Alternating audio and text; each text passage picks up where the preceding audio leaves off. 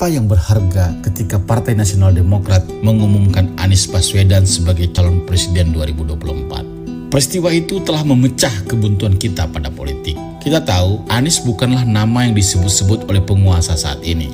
Nama itu hanya bergerak di kalangan bawah, menjadi saluran harapan bahwa kelak akan ada perubahan. Dan Nasdem telah menunjukkan jati dirinya sebagai partai yang berdaulat, bahwa loyalitas tertinggi adalah kepada rakyat, bukan pada koalisi. Dalam pidatonya, Anies mengucapkan tentang continuity dan change. Continuity adalah sinyal bahwa dirinya tidak akan tumpas kelor atas semua kebijakan rezim ini. Satu kesadaran bahwa kesinambungan adalah wujud kepemimpinan yang beradab. Ada banyak kebijakan yang harus dilanjutkan, seperti usaha memangkas birokrasi, kecepatan eksekusi, kesederhanaan hidup pejabat publik, dan seterusnya. Tapi Anies juga menyebut change, bahwa yang tidak benar harus disudahi. Tentang pengelolaan uang negara yang tidak adil bagi rakyat, tentang eksploitasi sumber daya alam, tentang sistem ketatanegaraan dan demokrasi yang timpang. Di sanalah restorasi harus diwujudkan. Lalu dari manakah Anies bisa mendapat teman seiring untuk mewujudkan cita-cita itu? Tentu bukan dari mereka yang menjadi bagian kekuasaan. Ini adalah suara kader Partai Demokrat. Seperti halnya Partai Keadilan Sejahtera, partai kami adalah oposisi yang begitu keras menginginkan perubahan dan perbaikan. Sebab itulah partai kami mengajukan Mas Agus Harimurti Yudhoyono sebagai wakil presidennya Mas Anies Baswedan pada Pilpres 2024 mendatang. Ini bukan proposal kosongan. Ada di eksekutif atau tidak, partai kami telah menyiapkan platform perbaikan bagi pemerintahan mendatang. Platform yang berdiri di atas pijakan kokoh yang telah teruji, agenda pro rakyat. Kami tahu paket Anies AHY adalah paket yang paling menakutkan bagi rezim ini dan para buzzernya. Itulah yang membuat mereka menggila hari-hari ini dan akan terus menggunakan cara kotor segregasi politik identitas. Paket Anies AHY adalah ancaman serius bagi status quo. Ini bukan paket yang punya logistik melimpah, tapi cukup sebab akan ada banyak orang yang menginginkan pergantian rezim yang akan turun tangan gotong royong memenangkan pertarungan ini. Jika layar telah terkembang dan panggilan telah dikumandangkan, siapa yang bisa menahan datangnya musim semi perubahan?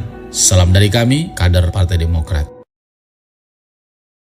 Adalah suara kader Partai Demokrat. Alangkah menggelikan melihat orang-orang PDIP yang begitu reaktif ketika Mas Agus Harimurti Yudhoyono menyebut bahwa rezim ini adalah rezim gunting pita. Kenapa sedemikian cara mereka membela hingga harus menghina orang yang mereka tidak kenal? Hampir seluruh argumen yang membela rezim ini adalah tentang eskalasi pembangunan infrastruktur yang jumlahnya melampaui pemerintahan Pak SBY.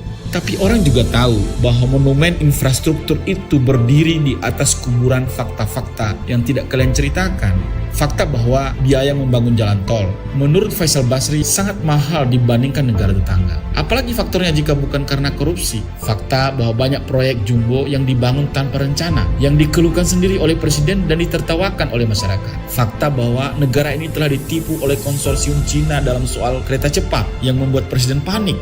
Fakta bahwa gelontoran dana infrastruktur tidak menyumbang pada pertumbuhan. Dan fakta terbesar, hutang yang menembus 7.000 triliun. Hutang yang berpotensi membahayakan negeri ini di masa depan.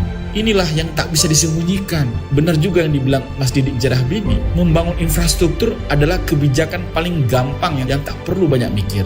Dan itulah yang dipahami oleh Pak SBY. Ia memilih hati-hati dan prudent dalam mengelola uang negara. Memang ia tak menggebu-gebu, tapi ia rasional. Ia disiplin dengan Bappenas, dengan arahan MDGs, ia perkuat semua sektor. Hasilnya, ia jaga pertumbuhan 6-7%. PDB naik 350%. Rasio hutang turun hingga 55%. Itu semua terjadi karena beliau memimpin dengan tenang, tidak dengan nafsu pribadi atau cuma percaya pikirannya sendiri. Begitulah seharusnya seorang negarawan.